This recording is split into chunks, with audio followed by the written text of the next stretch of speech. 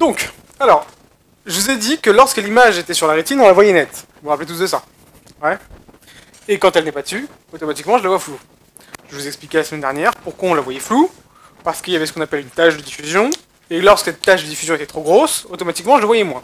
Donc, je vous rappelle, je prends une lettre E, par exemple. Et si chaque point de la lettre n'est pas un point, mais une tache dans l'œil, automatiquement, le E disparaît. Enfin, il disparaît pas vraiment, mais j'ai du mal à le reconnaître. On est d'accord? Et l'idée, c'est quoi? C'est que plus l'image est éloignée de la rétine, plus les taches sont grosses, donc moins c'est facile pour moi de le reconnaître. On est d'accord?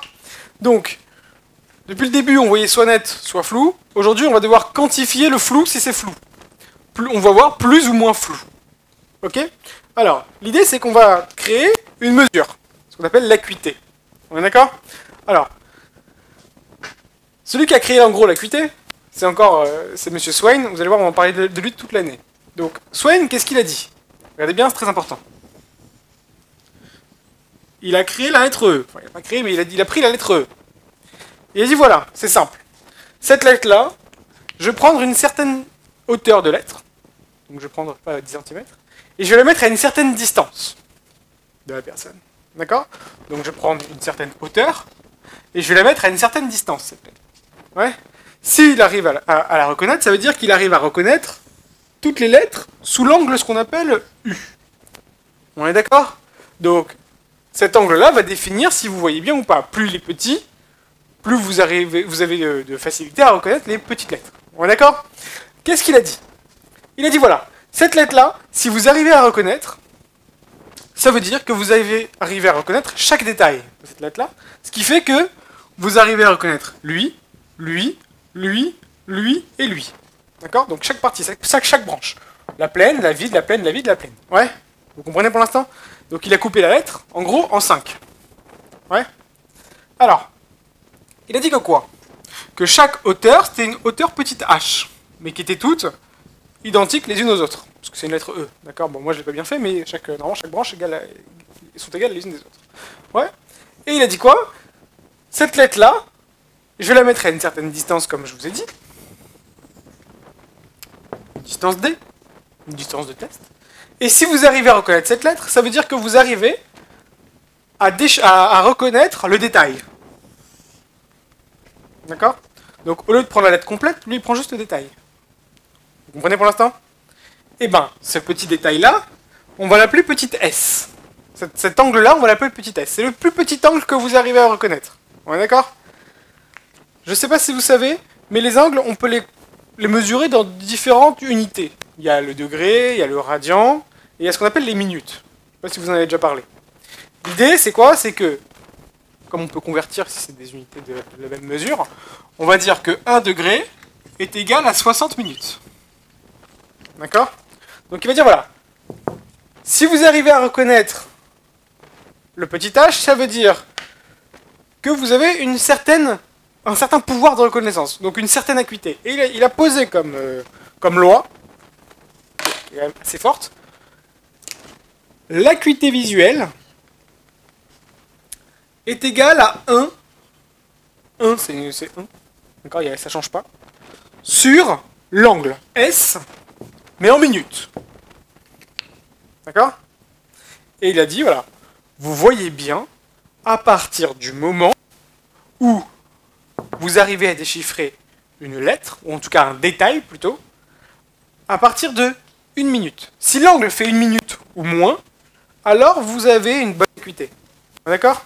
Donc il a dit l'acuité visuelle égale 1 sur S. Donc à partir du moment où vous avez 1 sur 1, vous avez une bonne acuité. Ouais? En gros, au lieu de dire 1 sur 1, lui il dit 10 sur 10. À partir du moment où j'ai 10 sur 10, on appelle 10 dixièmes, j'ai une bonne acuité. Et j'ai 10 dixièmes lorsque quoi? Lorsque l'angle de détail est égal à 1 minute. D'accord? Ça va pour tout le monde? Alors, comme on ne vous donnera pas la hauteur petit h, on vous donnera quoi?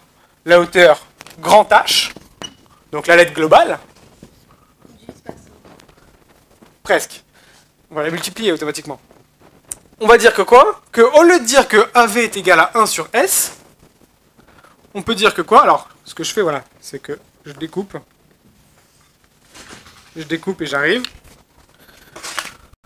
Donc je continue. Qu'est-ce qu'il a dit? Bah en fait, l'angle de reconnaissance de la lettre globale, que j'ai appelé moi U, qui était ici, hein, je sais pas si vous vous rappelez U. En gros, c'est 5 fois l'angle S. On est d'accord? Tout le monde le voit? Ouais. Donc au lieu de dire que AV est égal à 1 sur S, il vous dira AV est égal à 5 sur U. Attention, les unités sont en minutes, ici. D'accord?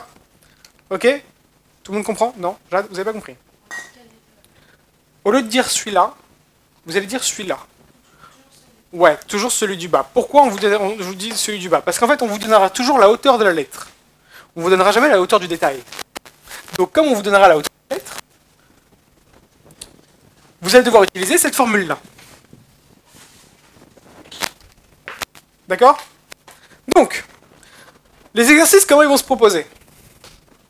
On va vous dire, voilà. Et regardez bien, c'est super important. Surtout ceux qui ont des gros problèmes d'unité. Parce que les conversions, ça va être catastrophique. Alors, on va vous dire, je vous donne une lettre de hauteur H, ouais, égale par exemple 10 cm.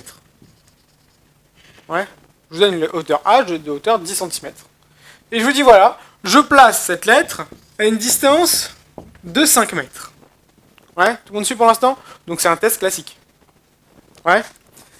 Et on va vous dire, donnez-moi l'acuité que révèle ce test. Donc, en fonction de la lettre, qui est une certaine distance, je vais avoir ce qu'on appelle la formation d'un angle U. D'accord? Donc, je vous le schématise. Parce que si je vous le schématise pas, vous n'allez pas comprendre. Donc ça, c'est la hauteur H, et je le mets à une certaine distance D. Ouais? J'ai donc formation d'un angle U. Alors, si je veux, je peux trouver l'angle S, en gros. Je divise H par 5, et je peux trouver l'angle S. Mais ça ne m'intéresse pas, parce qu'au lieu de faire 1 sur S, j'ai le droit de faire directement 5 sur U. Ok? Donc je vais chercher d'abord l'angle U. Alors U, c'est pas U', hein, c'est U en minutes. Parce qu'en minutes, en fait, l'unité, c'est comme ça qu'on la note. C'est un petit apostrophe.